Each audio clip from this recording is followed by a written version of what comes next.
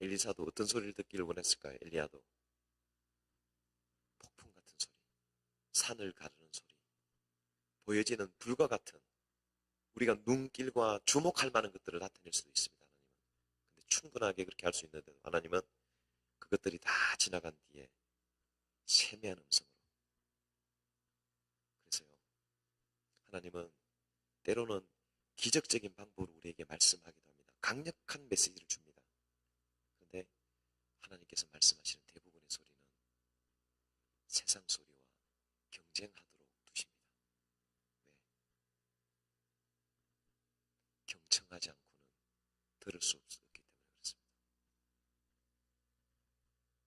그 소리는요, 조심해야 됩니다. 늘 자기 주도적이고 교만하고 자기 의가 강하고 자기 생각이 강하면 하나님이 말씀하시는 것이 아니라 하나님의 음성을 들을 수가 없는 사람이 되는 것입니다. 이게 다른 사람의 모습이 아닙니다. 저는 말씀을 준비하면서 이게 내 모습이구나. 오늘 이것을 깨닫는 사람들은 달라져야 됩니다. 우리가 주님 품에 갈 때까지 이렇게 살면요, 하나님의 뜻을 행하기가 쉽지가 않다는 것을 깨닫게 되기를 바랍니다. 저도 말씀을 준비하면서 참 많이 아팠습니다. 여러분도 좀 아프시기를 축복합니다. 아파야 됩니다. 현실이 보여야 됩니다. 그래야지 우리는 하나님 앞으로 나아갈 수 있고 성장할 수 있는 길이 열리는 것입니다. 두 번째는 그래서 오늘 두 번째 제목은 말씀하시는 하나님. 말씀하시는 하나님. 그래서 아까 말씀드린 것처럼 2장 11절 18절 오늘 3장 1절까지 사무엘은 여호와 앞에서 섬겼다라고, 아직은 그가 인격이 온전하지 못하고 연약하기 때문에 그는 아직은 하나님의 음성을 분별할 정도는 아니었던 것 같습니다. 그러나 중요한 것은요, 세 번이나 강조하는 건 뭘까요? 그는 어릴 때부터 하나님과의 관계 가운데 살아가고 있다는 것을 말해주는 것입니다. 오늘 이 자리에 나온 사람들 중에 하나님과의 관계가 연결되지 않은 사람은 아무도 없습니다. 왜 그럴까요? 예수님을 복음을 듣는 순간부터 성령님은 우리에게 역사하기 시작하기 때문에 그렇습니다. 우리 인격 속으로 들어오게 됩니다. 복음을 듣고 예수님을 영접할 때 예수님은 나를 고와 같이 홀려 버려두는 것이 아니라 예수님은 우리 속에 들어오신 것을 믿습니다. 요한복음 1장 12절 말씀합니다. 영접하는 자 곧 그 이름을 믿는 자들에게는 하나님의 자녀가 되는 권세를 주셨으니, 예수를 믿는 것도 마음으로 믿는 것입니다. 인격으로 믿는 것입니다. 그래서 예수님을 영접하는 순간 예수님이 성령님의 능력을 통해서 성령님으로 우리 안에 들어오셔서 우리의 마음을 성전 삼으시고 우리 육체를 하나님의 전으로 삼으시고 우리 안에 들어와 계심을 믿으시기를 축복합니다. 하나님은 존재하시는 분이긴 합니다. 삼위로 존재하는 분입니다. 그러나 그 하나님이 존재하시는 것을 드러내는 방법은 뭐냐? 하나님이 자기 계십니다. 그래서 하나님이 존재하신다는 것은 뭐냐? 곧 하나님은 말씀하신다는 것입니다. 제가 하나님은 존재하십니다 그러면 여러분 하나님은 말씀하십니다 그렇게 해주시기 바랍니다. 하나님은 존재하십니다. 하나님은 존재하십니다. 하나님은 말씀하십니다. 아멘. 이것이 성경에 나오는 하나님이세요. 그가 우리 속에 들어왔다면 말씀하시겠습니까? 침묵하시겠습니까? 그렇죠. 말씀하시는 것이 너무나도 당연합니다. 그런데 오늘 본문에도 보면 1절로 3절에도 보면 말씀이 희귀해서 말씀드린 것처럼 세상의 소리가, 세상의 탐욕과 정욕과 만족이 하나님의 성소까지 들어와서 제사장들까지 오염시켜버린, 영적으로 끝이 나버린 시대였습니다. 그런데 하나님은 오늘 사무엘을 부르심을 통해서 말씀하시기 시작하는 겁니다. 요한 1서 1장 3절에 보면요, 교회인 증거, 우리가 하나님의 사람인 증거가 뭐냐면요, 하나님과의 사귐이 있다고 말합니다. 하나님과의 인격적인 관계와 교제에 있다고 말하는 것입니다. 그래서 첫 번째, 사람들이 예배에 나와서요. 하나님과의 관계가 형성이 안 되고 하나님의 말씀을 듣지 못하고 예수 그리스도의 속죄의 은혜를 경험하지 못하고 찬송을 부르고 기도하는데 하나님의 임재를 경험하지 못한다. 교회의 역할을 못하고 있는 것입니다. 그리고 구역으로 소그룹으로 모였을 때도 마찬가지입니다. 말씀만 읽고 예배만 끝나고 나면 그게 세상 소리를 말하는 교제장이 되어버리면 그것은 이미 소그룹과 목장과 구역의 기능을 잃어버린 것이 되는 것입니다. 그래서 정말 하나님이 우리와 함께 계시고 우리에게 말씀하시는 증거는 뭐냐? 사귐을 통해서 주님이 내 안에, 내가 주님 안에 있는 것이 실제적으로 교회 속에서, 공동체 속에서 경험되는 것. 이것이 바로 신앙생활이라고 볼 수가 있는 것입니다. 오늘 하나님은 그래서 이 이스라엘에게 임한 영적인 어둠을 깨우시기 위해서 사무엘을 부르시는데요. 3번이나 부르십니다. 4절 말씀만 한번 읽어보도록 하겠습니다. 4절 말씀 읽겠습니다. 시작. 여호와께서 사무엘을 부르시는지라 그가 대답하되 내가 여기 있나이다 하고. 3번역은 이렇게 말합니다. 주님께서 사무엘아 사무엘아 하고 부르셨다. 그는 제가 여기 있습니다 하고 대답하고서. 그런데 중요한 것은 사무엘이 하나님이 불렀는데 누구에게로 갑니까? 엘리에게로 가는 것입니다. 그래서 이런 실수가 어떻게 일어나느냐? 우리에게도 동일하게 일어나는 것입니다. 예수를 믿고 영생을 얻고 성령을 받았는데도 불구하고 그래서요 저절로 되려면 시간이 많이 걸립니다. 그래서 어떤 훈련이 필요한 것입니까?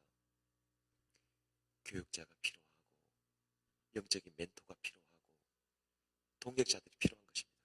그래서 말씀의 묵상을 배우고 성경을 통독을 읽어가는 걸 배우고 큰 그림과 작은 그림을 배우고 예배를 통해서 하나님의 음성 듣는 훈련을 하고 인격적인 관계 맺는 것을 배우고 소그룹 속에서 하나님과 동행하는 삶이 무엇인지를 책과 소그룹을 통해서 양육되어지고 성장함으로 말미암아 예수 믿는 모습 그대로 3년 정도 되면 똑같아진다고 하잖아요. 우리나라는. 거기서 자연인으로 살면은 하나님과의 관계 속에 살아가지 못합니다. 그래서 맨날 휘둘리는 게 뭘까요? 하나님의 말씀에 인도 안 받는 사람들이 아니라 홈쇼핑에 휘둘리고 카더라. 지금은 어떻습니까? 제일 소리 큰 게 뭡니까?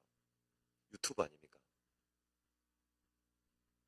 여러분 유튜브는 좀 끊으셔야 됩니다. 진짜로. 유익한 유튜브도 있습니다. 그런데 하나님의 음성을 가로막고 나와 하나님과의 관계를 가로막고 하나님과의 교제를 가로막는 유튜브들이 있다면 유튜브들 여러분 정리해야 됩니다.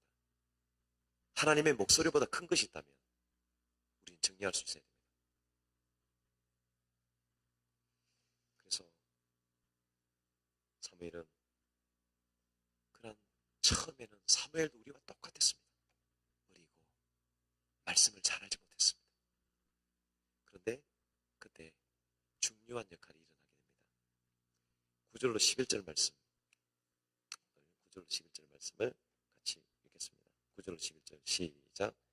엘리가 사무엘에게 이르되 가서 누워 있다가 그가 너를 부르시거든 내가 말하기를 여호와여 말씀하옵소서 주의 종이 듣겠나이다 하라니 이에 사무엘이 가서 자기 추수에 누우니라. 여호와께서 서서 전과 같이 사무엘아 사무엘아 부르시는지라. 사무엘이 이르되 말씀하옵소서 주의 종이 듣겠나이다 하니 여호와께서 사무엘에게 이르시되 보라 내가 이스라엘 중에 한 일을 행하리니 그것을 듣는 자마다 두 귀가 울리리라. 아멘. 그래서 왜 교회를 세우셨을까요? 왜 하나님의 종들을 두셨을까요? 왜 영적인 멘토들을 두셨을까요? 이것은 우리 혼자서 내 혼자서는 영적으로 믿음으로 바르게 성장할 수 없는 한계성을 보여줍니다. 엘리도 타락한 온전한 역할을 못했지만 하나님 앞에서 제사장의 직분을 감당하는 부분이 있었던 것입니다. 그래서 사무엘을 바른 길로 인도해주고 그래서 사무엘이 어떻게 됩니까?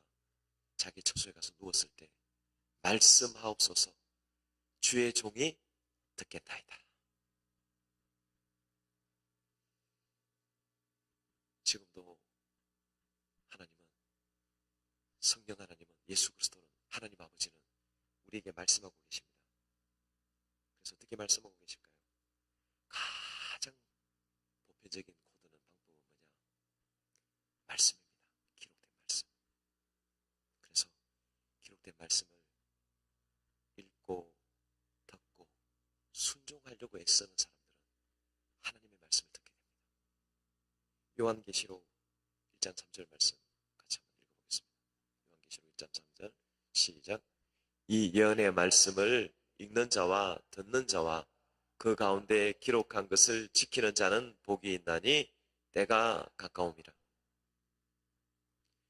2000년 전에 예수님의 제자였던 요한은요, 그때도 종말론적인 시각을 가지고 있었습니다. 기회가 영원히 있을 거라고 생각하지 말기를 바랍니다. 그래서 우리들이 경청해야 됩니다. 특별히 내가 개인적으로 성경을 읽고 묵상하는 시간을 통해서 하나님의 음성 듣기를 경청하는 사람들이 되기를 축복합니다. 예배 시간에도 여러분, 제가 하나님께서 쓰시는 종이라고 인정한다면 여러분들은 말씀을 가벼이 대해서는 안 됩니다. 좀 기록할 수 있는 사람들이 되기를 바랍니다. 그냥 듣고 흘려보내면 안 돼요. 말씀을 기록하고 다른 기록 못해도 내게 주시는 말씀 정도는 기록할 수 있는 은혜가 있어야 됩니다.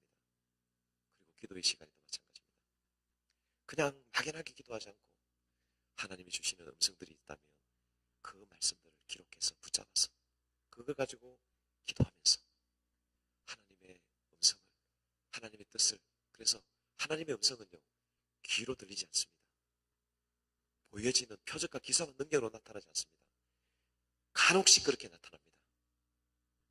지금 대부분의 하나님의 음성은 말씀을 통해서, 성령님을 통해서 마음으로 들리는 것을 믿으시기를 축복합니다. 그래서요, 말씀을 이제 마무리하겠습니다. 오늘 하나님은 사무엘아 사무엘아 세 번이나 불렀고 네 번째 사무엘은 하나님과의 인격적인 관계로 들어갔다는 것을 기억하십시오. 그래서 지금도 마찬가지입니다. 오늘도 내 이름을 부르고 인격적으로 다가오시는 하나님, 또 인격적으로 그분 앞에 믿음으로 반응하기는 쉽지가 않습니다. 그럼에도 불구하고 오늘 제가 여러분에게 이 말씀을 드린 이유는 그러한 은혜와 도전을 갈망하기 때문입니다. 요한계시록 2장 7절 말씀 읽겠습니다. 요한계시록 2장 7절 합독하겠습니다. 시작. 귀 있는 자는 성령이 교회들에게 하시는 말씀을 들을지어다. 이기는 그에게는 내가 하나님의 낙원에 있는 생명나무의 열매를 주어 먹게 하리라. 사람의 소리가, 세상의 소리가 너무나 큽니다. 그러나 이 시대 앞에 우리 가정에 임한 영적인 어두움, 내 마음속에 임한 영적인 어두움, 이것을 깨트릴 수 있는 방법은 뭘까요? 하나님의 말씀을 분별하고 경청하여 순종하는 것에 우리의 일생이 달려 있습니다.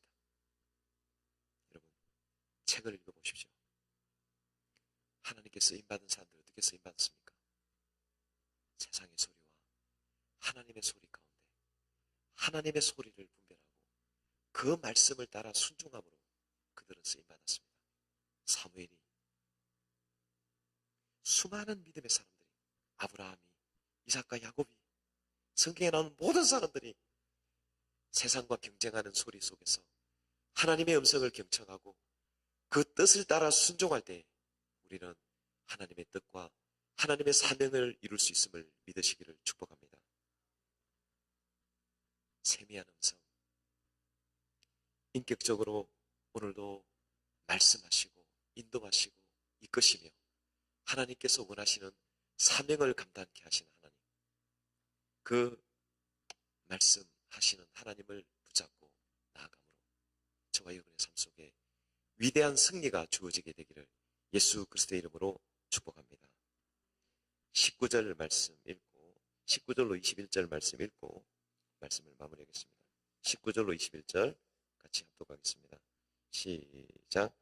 사무엘이 자라매 여호와께서 그와 함께 계셔서 그의 말이 하나도 땅에 떨어지지 않게 하시니 단에서부터 브엘세바까지의 온 이스라엘 사무엘은 여호와의 선지자로 세우심을 입은 줄을 알았더라. 여호와께서 실로에서 다시 나타나시되 여호와께서 실로에서 여호와의 말씀으로 사무엘에게 자기를 나타내시니라. 아멘. 사무엘이 부르심을 받고 그가 일어서자 실로에서부터 온 이스라엘에 임한 영적인 어둠이 걷어내지고 하나님의 말씀이 온 이스라엘을 다스리기 시작한 것을 믿습니다. 우리 가정에 또 친밀한 교회 이 지역 가운데 이러한 하나님이 다시 말씀하시고 그것을 경청하고 순종하며 분별하고 도전하는 사람들을 통해서 이 땅이 가정이 하나님의 말씀으로 충만하고 하나님의 새로운 역사들을 일으켜 세우는 하나님의 거룩한 부흥을 일으키고 하나님의 새로운 역사를 일으키는 하나님의 믿음의 사람들이 되시기를 예수 그리스도의 이름으로 축복합니다.